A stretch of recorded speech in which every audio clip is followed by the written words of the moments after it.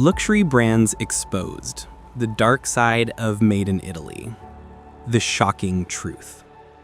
What if I told you that your $3,000 designer handbag, the one with the prestigious Made in Italy label, was actually manufactured by the same people who produce $20 knockoffs?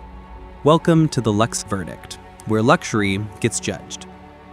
Today, we're exposing the biggest lie in the fashion industry. And trust me, by the end of this video, you'll never look at that label the same way again. The Prato system, how it works. Let me introduce you to Prato, Italy, a small city in Tuscany, about 11 miles from Florence. You might think it's all rolling vineyards and Renaissance art, but Prato is actually the epicenter of something far less romantic. It's the largest Chinese manufacturing hub in Europe. Here's how the system works. In the 1990s, Chinese entrepreneurs began setting up textile factories in Prato.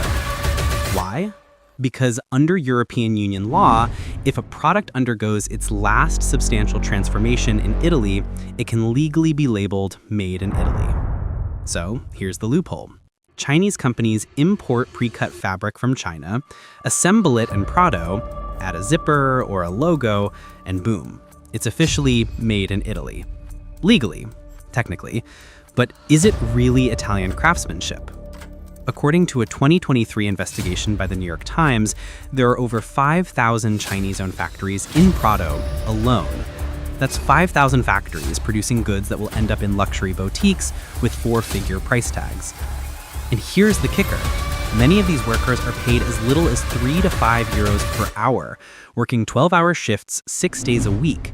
This isn't the romantic image of an Italian artisan hand-stitching leather in a Florence atelier. This is mass production, disguised as luxury. Quality versus price, the brutal breakdown. Now let's talk about what you're actually paying for. I'm going to compare two bags. On the left, a Made in Italy designer tote from a luxury brand. Retail price, 3,200 euros. On the right, a high-quality leather bag from an independent manufacturer in Portugal. Retail price, 350 euros. Let's examine the details. Stitching. Both bags use the same industrial sewing machines. The luxury bag has 8 stitches per inch. The Portuguese bag, also 8 stitches per inch. No difference. Leather quality. The luxury bag uses Saffiano leather, which is just embossed calfskin treated with a wax coating. The Portuguese bag uses full-grain vegetable tanned leather, which is actually more durable and ages better. Hardware. Both bags use YKK zippers. Yes, the same Japanese zipper manufacturer. The luxury bag's gold-plated hardware costs about 12 euros wholesale. The Portuguese bag's hardware, 10 euros. So what are you paying for? The logo? The brand? The illusion of exclusivity? And here's the uncomfortable truth. Many of these luxury bags labeled Made in Italy are produced in the same Prato factories using the same materials as mid-tier brands. The only difference is the logo stitched on the front. Case study, the big brands caught. You might be thinking, okay, but surely the really big brands, the ones charging $5,000, $10,000, $15,000, they're different, right? Wrong. In 2011, Italian police raided several factories in Tuscany and discovered that luxury brands, including some of the most prestigious names in fashion, were outsourcing production to Chinese-run workshops where workers were paid as little as 2 euros per hour. A 2018 investigation by The Guardian found that one major Italian luxury house was producing handbags in factories where workers lived on site in cramped dormitories, working 16-hour days. And in 2020, a documentary by Italian broadcaster Rai revealed that some Made in Italy leather goods were being assembled by undocumented workers in underground workshops with no safety regulations. Now, I'm not going to name specific brands in this video because lawsuits are expensive, but if you search Prato luxury brand scandal, you'll find plenty of names. The point is, this luxury label has been weaponized. It's no longer a guarantee of quality or ethical production.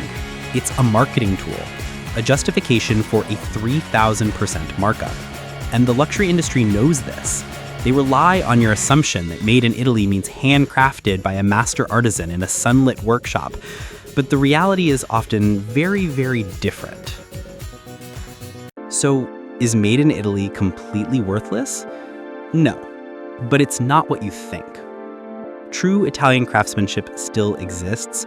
There are still small ateliers in Florence, Milan, and Naples where master artisans spend decades perfecting their craft, where every stitch is done by hand, where quality matters more than quarterly profits.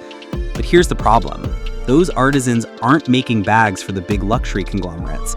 They're making bespoke pieces for private clients, or they're working with smaller independent brands that you've probably never heard of.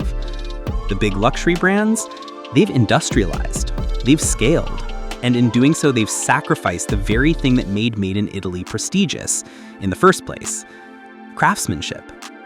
So here's my verdict. Don't buy the label, buy the product.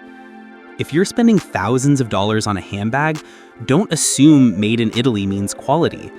Do your research, ask questions. Where exactly was it made? Who made it? What materials were used? Because the luxury industry is counting on you not asking those questions.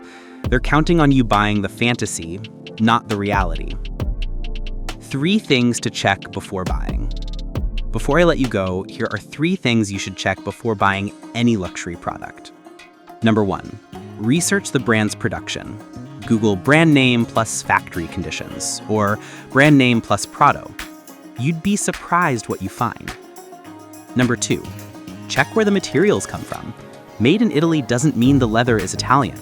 It could be Chinese leather, assembled in Italy. Number 3, inspect the details. Look at the stitching, the hardware, the finishing. If it looks like it was made on an assembly line, it probably was. And remember, expensive doesn't always mean better. Sometimes you're just paying for a logo. If you want more brutal truths about the luxury industry, subscribe to the Lux Verdict. We're here to give you the verdicts the brands don't want you to hear. Next week, we're exposing the 5 most overrated luxury watch brands of 2025. You won't believe number 1. I'm the Lux Verdict, and remember, luxury should be earned, not bought.